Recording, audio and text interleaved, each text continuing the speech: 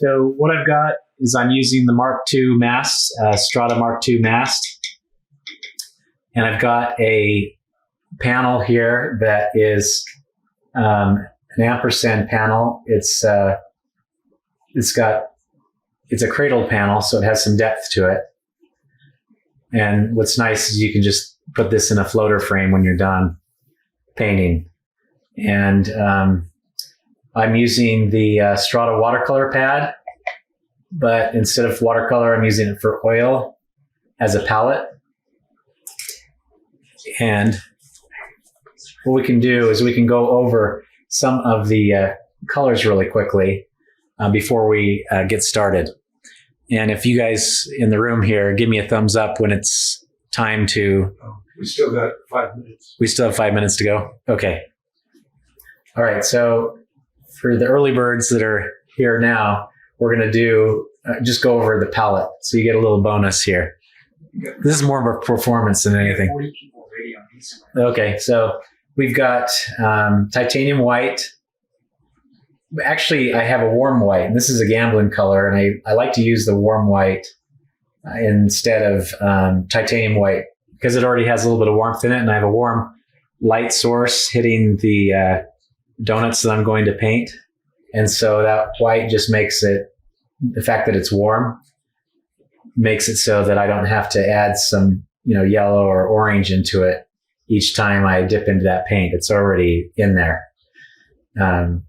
So I have, on my palette, I've got CAD yellow light, CAD yellow deep, CAD orange, CAD red, and this is quinacridone violet here.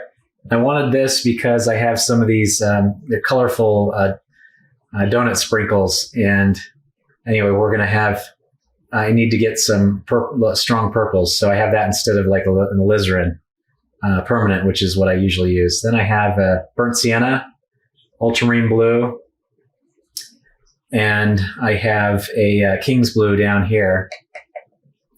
And if somebody could grab me a Viridian, that would be great. So I'm going to need a little bit of Viridian in the painting. Someone just asked, what are you using to make your palette parallel? Is it a Strata thing? Yeah, so this palette is, it's got a tripod mount on the back. And so with the ball head, you can move it in any direction that you want.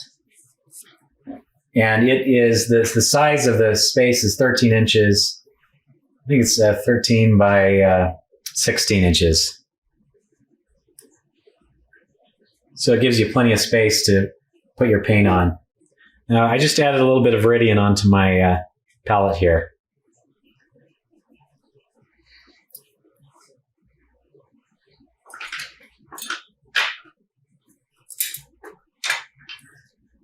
Okay, so I don't do a lot of pre-mixing with my paints. I just have some Gamsol that I'm going to be using. And also, if you want to see kind of the full process and you want to see it in HD after you see the live stream here, we will have this posted on sentientacademy.com, and it will be in HD. So you can go back and see that. I believe we have a photo reference on Facebook. Is that correct? Yeah, there's a link in the stream that people can download. I'll post it again. Okay, so there's a link that you can actually download the scene that I'm working from. I've got a still life here with some donuts, and that's going to be the thing I'm painting, and it'll be about an hour-long demonstration. There's some bad echoes. So people are hearing echo. We have too many devices here, probably. Yeah, but all our volumes turned down. Yeah, mine's here too. All right. Well, hopefully we can get this working okay. It's right? Almost 4 o'clock. Okay. So let's. I don't want to get started until right on the nose, if that's all right. So if there are any preliminary questions right now, we can talk about them a little bit. One thing I do have is this 3/4 inch flat brush that I'm using. It's actually a really cheap synthetic brush. I don't know even what the brand was. I know I got it at Hobby Lobby for like $1, but but that's what I'm going to use for most of the painting. I'll use a couple other brushes as well, but I tend to like these synthetic brushes. They last a long time, even though they're cheap. I do have some other brushes that I'll be using, like the Rosemary Mongoose brush, and this is a Princeton Velvet Touch brush that I like to use, and this is a watercolor brush. And it's now 4. Then I have some other brushes like this, like this is a Rosemary Red Sable brush, which I'll be using to do a couple of details and things with. It's 4 Okay. o'clock. It's 4 o'clock. 4 o'clock. Okay, let's get going. So this is day 8, right? It's today the 8th? 7th or 8th? 8. It's the 8th. So this is the 8th day for the Strata challenge. I've kind of had a theme of where I've been painting a lot of the everything that's very carb heavy. So not good for your health, but fun to look at and fun to paint. So today we're doing some donuts. And if you've seen some of the other paintings that I've done for the Strata challenge on my Facebook or Instagram account, I've been recording most of those paintings, and they'll be available soon on Sentient Academy, maybe probably at the end of the month. And so look for those to come out at some point. So I hope those of you that are participating in the Strata challenge are having a good time. We have people from all over the world that are participating, and so it's fun to see, each day what everybody's choosing to paint, whether it's outdoors or something indoors. And it's not just limited to painting. You can also draw, and the medium is up to you. You can do any type of medium that you want. And so with the Strata challenge, it is really up to you as far as how you want to do it. It's just basically what you need to do is paint for 31 days in January straight, and then post it each day using the hashtag Strata Easel. And you can also go to the Facebook group that we have is Strata Painting and Drawing from Life. The Strata Painting and Drawing from Life Facebook page has about a little over 4,000 members, and everybody there is also working on painting and drawing from life, whether it's on their iPad or with charcoal or oil paint or acrylic or watercolor.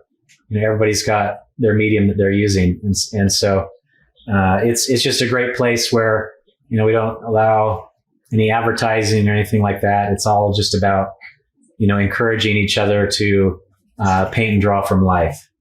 So go check that out on Facebook. It's called Strata Painting and Drawing from Life.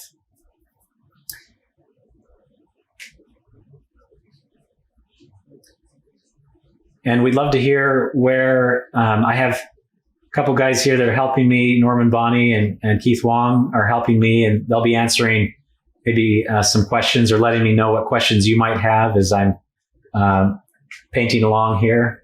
And just if there's something about the technique or questions you have about this painting that I'm working on or other paintings, I'm happy to answer them. Someone asked, what is your advice to young artists? Advice to young artists? Well, I think if you're just starting out, most important thing to do is find some good instruction. And that's fortunately gotten a lot easier, that even if you live in a faraway country, you can go online and learn. There's a lot of online instruction. So I have an online course on Sentient Academy where I go through all the principles of landscape and cityscape painting, as well as some still life. And there are other artists on the site that do some really great things as well. But a lot of the things that I recommend is really spend as much time as possible painting from life. Painting from photos will, in some ways, they have their use, but most of the time it won't challenge you to improve and to make observations that only your human eyes can make. So setting up simple still life like we're doing here today, or going out plein air painting are really critical skills, or drawing the figure. And if you, as much as you can from life, you're always just going to benefit that much more than any other activity. So paint from life as much as possible. What do you use for your darkest dark here? So the darkest dark, I mixed a ultramarine blue with a transparent oxide red to get a rich dark. Now there's a lot more transparent oxide red than the ultramarine blue. And that's because these donuts are actually chocolate donuts. So there's that kind of warm, dark, chocolatey color. So it's mostly that transparent oxide red. And I'm keeping things thin. I'm thinning it down with a little bit of Gamsol. Do you paint on oil primed panels or linen? And do you prefer a panel over linen? So I do prefer a panel over linen. I like it smooth surface. Currently for this demo, I'm using an ampersand panel. It's really smooth. I do use some linen panels that are quite smooth. Strata has some nice smooth linen panels. There are other stores as well that have them. But they're a lot more expensive than these kind of smoother primed gesso board. So it really depends on your budget, and I think getting some hardboard at like a Home Depot or a hardware store, and then cutting it up into smaller pieces and gessoing it is also a good way. Or gesso it first, then cut it up is a good way to save money, especially when you're doing studies. You don't want to use too much of your money doing that, especially when you're just getting started. But I do recommend sanding between your coats of gesso. If you're going to make your own panels, make sure you're sanding them so that you don't have any little bumps and things on it. It's better to have a smoother, more even surface. What is the basic palette that you prefer? So the most used palette that I use is mostly just a warm and a cool of each of the colors, each of the primaries. So warm and cool yellow, warm and cool red, and warm and cool blue. And then I also add, the transparent oxide red, because it's really deep and transparent, something that the two reds that I use, which are alizarin crimson and cad red light, they can't get as deep and warm and transparent as the oxide red. So that's why I have that on there as well. Do you paint in direct painting technique often? Yeah, most of my work is a direct painting method. I prefer to do more of an alla prima type painting. I like the immediacy of it. I do in my larger studio works, there is more layers that go on, but I do start very much with the idea that I'd like to kind of finish as I go. But it's only as I've kind of established all the different areas that I'll go back in on the second layer and maybe fix some errors and things like that. Who are your artistic influences? So as far as my artistic influences, I looked all over the place, near and far, and artists of course, lots of artists in Europe, the Barbizon painters, as well as the Impressionists. I love the Russian painters, like Isaac Levitan is an influence. Of course, Sargent, Sorolla, and Zorn are an influence with the direct painting methods.